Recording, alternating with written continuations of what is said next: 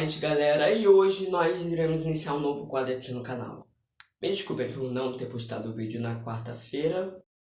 Fala galera, bate-bola com Juan, sejam bem-vindos novamente, galera, e hoje nós iremos iniciar um novo quadro aqui no canal.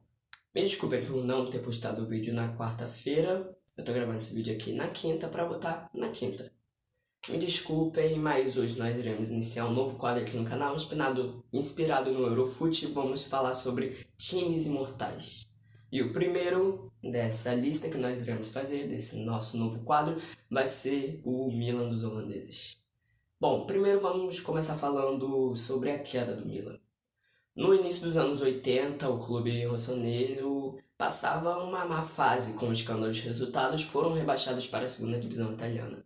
Vocês lembram o que aconteceram com a Juventus em 2006?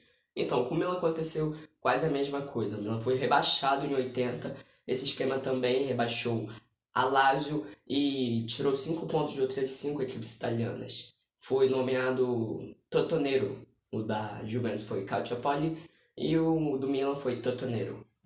O Milan até consegue subir de forma tranquila na temporada seguinte, sendo campeão da segunda divisão italiana, mas o Milan cai novamente na outra temporada. E não foi por esquema de manipulação nem nada não, o Milan caiu foi por bola jogada. Eles conseguem subir novamente, sem muita dificuldade, só que se tornam coadjuvantes na Itália e não conseguem mais brigar por títulos, ficando sempre ali, sexto, sétimo, sexto, oitavo, não conseguindo brigar por títulos, só vendo os outros lá sendo campeão. Sendo campeão, eu ia falar para Champions, mas antigamente o nome era Copa dos Campeões, só podiam jogar os campeões de cada liga europeia. O Milan está vivendo por uma má fase. O torcedor rossoneiro realmente não gosta de lembrar desse início dos anos 80, mas da segunda metade dos anos 80 até os anos 90, eu tenho certeza que o torcedor do Milan gosta assim de lembrar, porque ele teve uma virada de chave na sua história. No dia 10 de fevereiro de 1986, o Milan é comprado por um grande empresário italiano que eu acho que vocês conhecem muito bem. Seu nome é Silvio Berlusconi. O Milan é comprado pelo Silvio Berlusconi e sua primeira contratação foi um pouco surpreendente, porque muitos esperavam que ele ia trazer um técnico badalado, mas ele trouxe um técnico que estava se destacando muito bem pelo Parma. Seu nome era Arrigo Sacchi. O Arrigo Sacchi e o Silvio Berlusconi tinham uma missão bem difícil que eu acho que hoje não iria dar certo. Só podiam ter 3 estrangeiros por equipe. Ou seja, iam ter que escolher a dedo cada um, olhar todas as funções para escolher os 3. E o Milan escolheu 3 jogadores que hoje não iria dar certo. Só podiam ter 3 estrangeiros por equipe. No dia 10 de fevereiro de 1986, o Milan é comprado por um grande empresário italiano que eu acho que vocês conhecem muito bem. Seu nome é Silvio Berlusconi. O Milan é comprado pelo Silvio Berlusconi e sua primeira contratação foi um pouco surpreendente, porque muitos esperavam que ele ia trazer um técnico badalado, mas ele trouxe um técnico que estava se destacando muito bem pelo Parma. Seu nome era Arrigo Sacchi. O Arrigo Sacchi e o Silvio Berlusconi tinham uma missão bem difícil que eu acho que hoje não iria dar certo. Só podiam ter 3 estrangeiros por equipe. Ou seja, iam ter que escolher a dedo cada um, olhar todas as funções para escolher os 3. E o Milan escolheu 3 jogadores do mesmo país. O primeiro foi Ruud Gullit. Em 1987, o Milan investe nele e paga 6.750 mil euros para tirá-lo do PSV. Lembrando que o euro só foi adotado em 1999 e esse valor aqui é aproximado em euros. Bom, o Milan paga o PSV depois dele ser revelado pelo Feyenoord e para o PSV o Milan pagar e tirar do PSV e levar para a sua equipe. O Gullit realmente era um grande jogador, ele era muito veloz, podia jogar tanto de zagueiro como meio campo e até atacante. Era alto, tinha 1,91 de altura, um físico invejável, uma ótima presença de área, gostava de marcar muitos gols. Também tinha uma qualidade de passe, uma visão de jogo muito boa.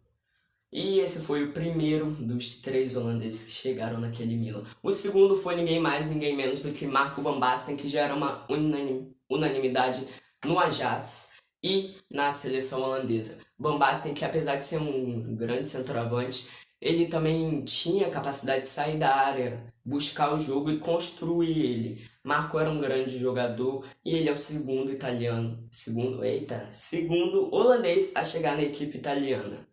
E ainda faltava um dos três holandeses.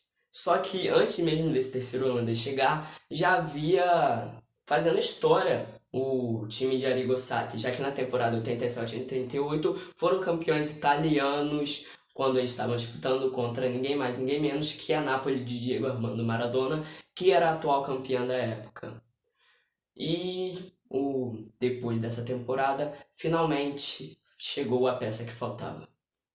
Mas, na verdade, não foi como vocês pensavam, não. O Frank Rijkaard, que saiu do Ajax após ter uma briga com o Johan Cruyff, caso vocês não saibam, eu não citei, Gullit, Van Basten e Rijkaard saíram da mesma escolinha e Johan Cruyff.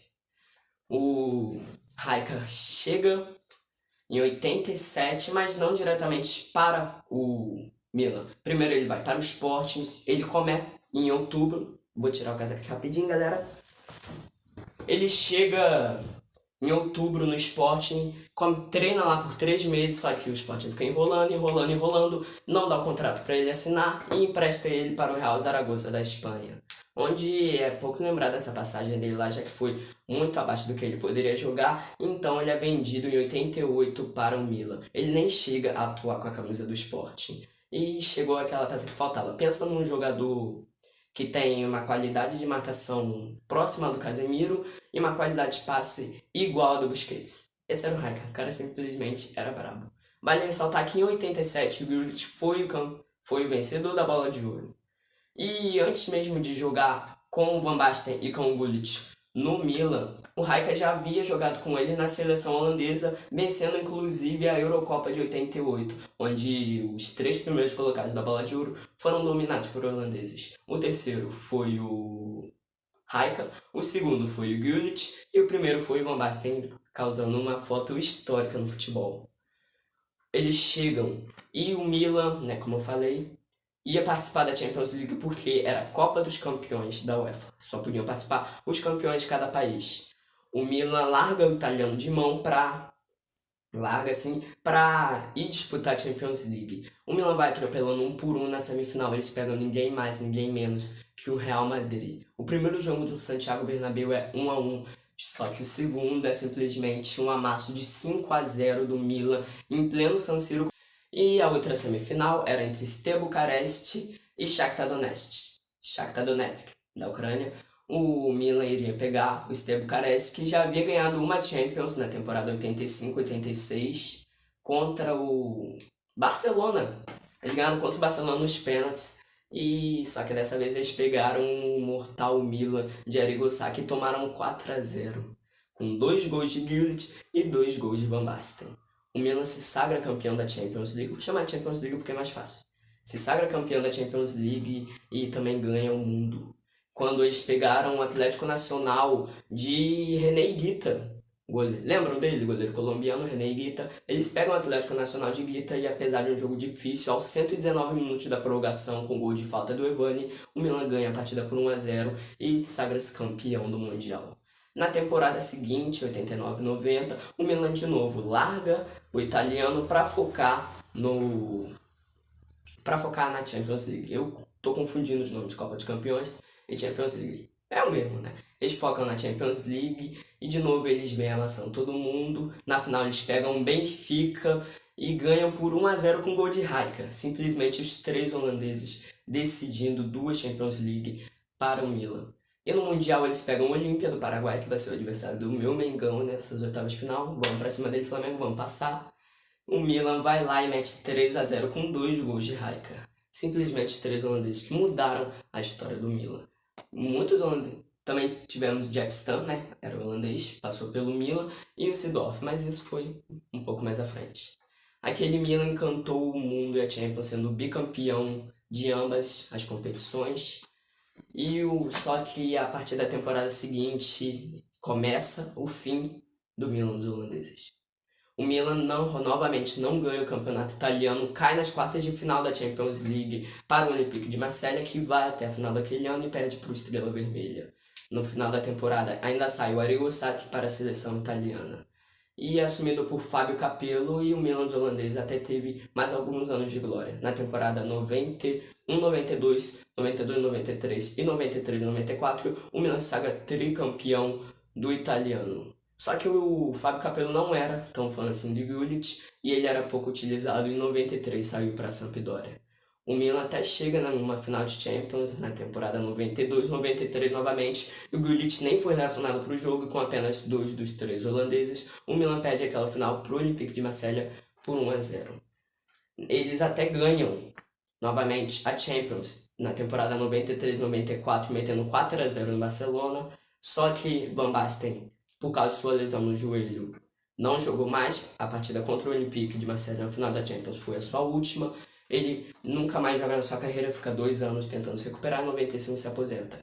O Rijkaard sai em 93 e o Milan ganhou aquela Champions, como eu falei. Na temporada seguinte, 94, 95, o Milan não foi goleada. O Milan perdeu para o Ajax de Frank Rijkaard. O Rijkaard que voltou para o Ajax, ganhou a Champions 94, 95.